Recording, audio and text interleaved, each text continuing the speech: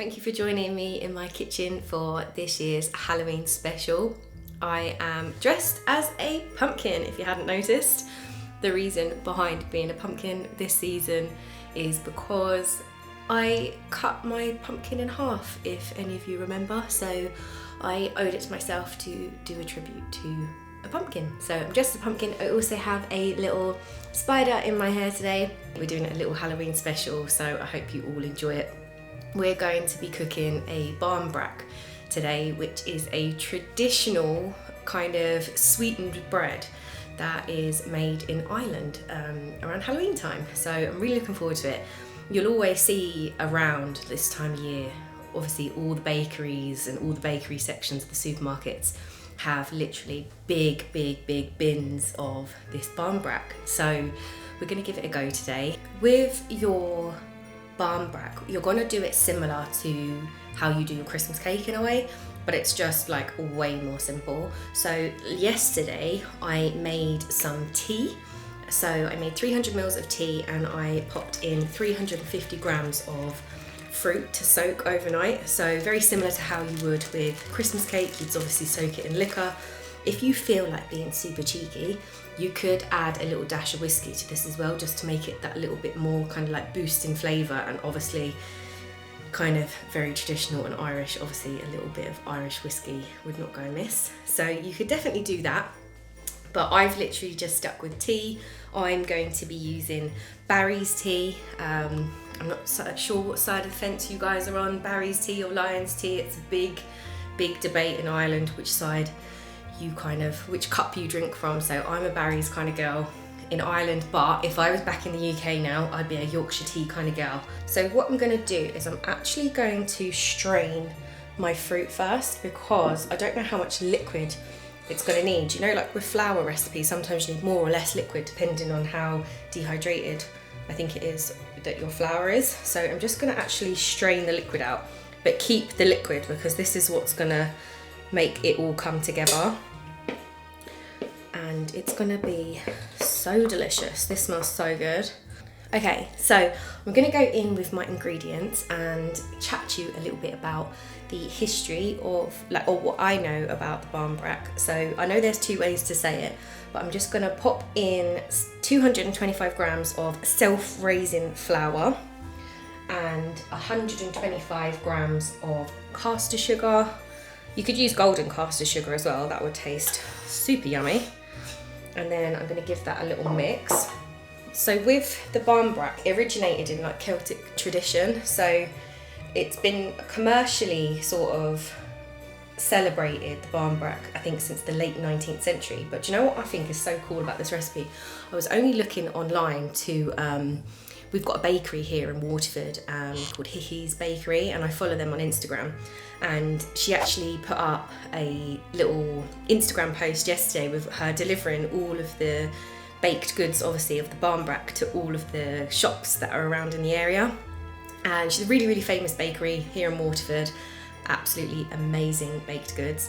And she actually put up, did anyone find the ring yet? And it got me like interested into like what was the story behind why there's a ring. So in each of the Barmbrack, basically, they put in like, traditionally they would have put in like loads of different sort of like tokens, and basically it was used for like storytelling, like fortune telling.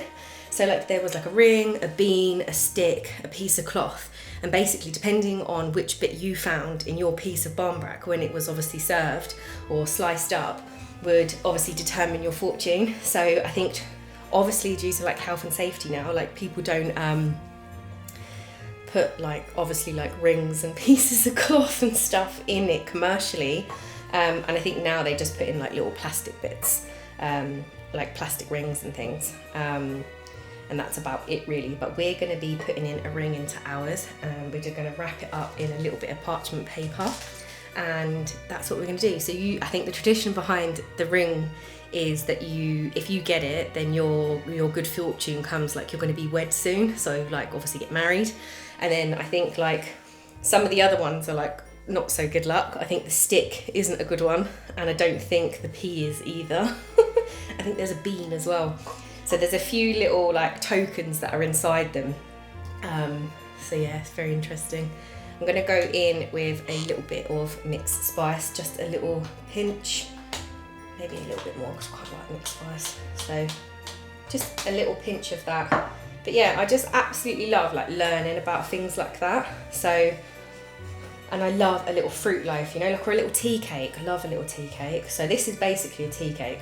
I'm just gonna add in my mixed fruit, and I'm gonna add in 1 egg. This is a large egg. I'm just gonna add in, like, say, half of this liquid, I think. If it's not enough, maybe I'll just add in more water. But yeah, I cannot wait to try this. I think traditionally you, well actually I say traditionally, like Hickey's Bakery, you bake theirs in a tin like mine, which is why I chose to do it like this. But like in a lot of the shops you'll see that they're actually round, but I'm just going to do it as a loaf because I'm basically copying what Hickey's do. My little pumpkin thing. Does it look like a pumpkin? What do you think? I spent ages doing it. I spent literal ages doing it. I've ruined all my makeup brushes because the little pack came with like a sponge that was like smaller than my finger and like this little applicator thing, but it just didn't work. So I ended up using my makeup brushes. So they're like covered in orange and black. So need to give those a good old wash tomorrow. And yeah, what do you think? I'm digging the pumpkin vibes and the little spider, obviously. Yeah. So I'm gonna wrap up. Yeah, I'm gonna do that afterwards because I don't want it to become, I don't want it to fall out. I don't want the ring to fall out of the parchment paper, so we'll wrap that up in a second. And we will just slot it into the pan. It's a big weighty mixture, but do you know what? With the self-raising flour, I expect this to expand a bit, so I think that'd be quite nice. Love self-raising flour. So there's no yeast. So I know it said bread, but it's got no yeast in it. So maybe it's more like an enriched dough. It's interesting.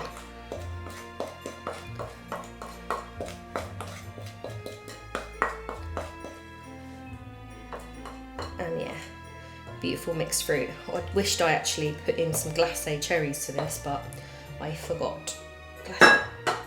Glacé cherries would be lovely, so I'm just going to smooth that out now. And then we're just going to pop that into an oven. It's quite liquidy, so I'm going to probably bake it like low for about an hour. I'm just going to check the temperature. So we're going to go in with our ring.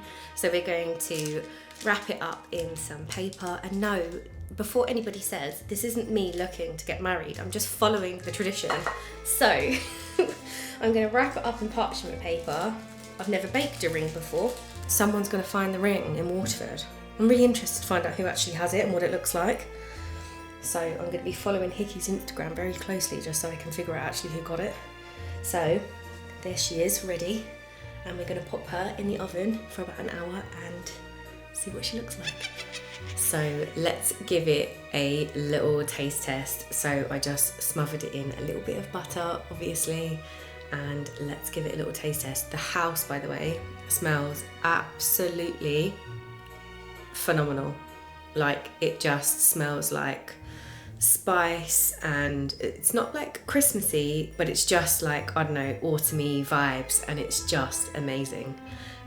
So let's just tuck in and see what this is like. It smells so good.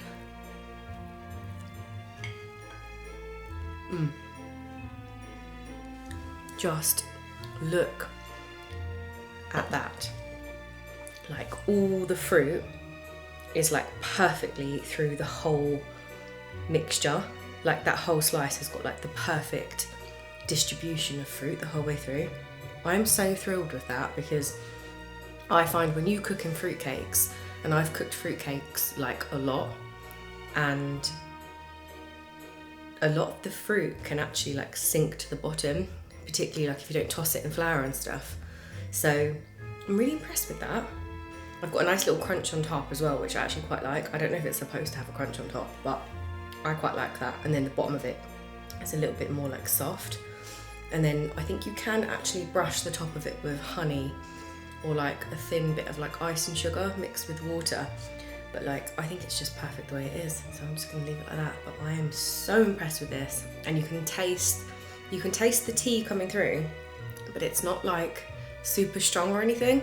It just gives it that nice little like flavour. I'm gonna finish this. Have yourself a lovely evening and a very happy Halloween.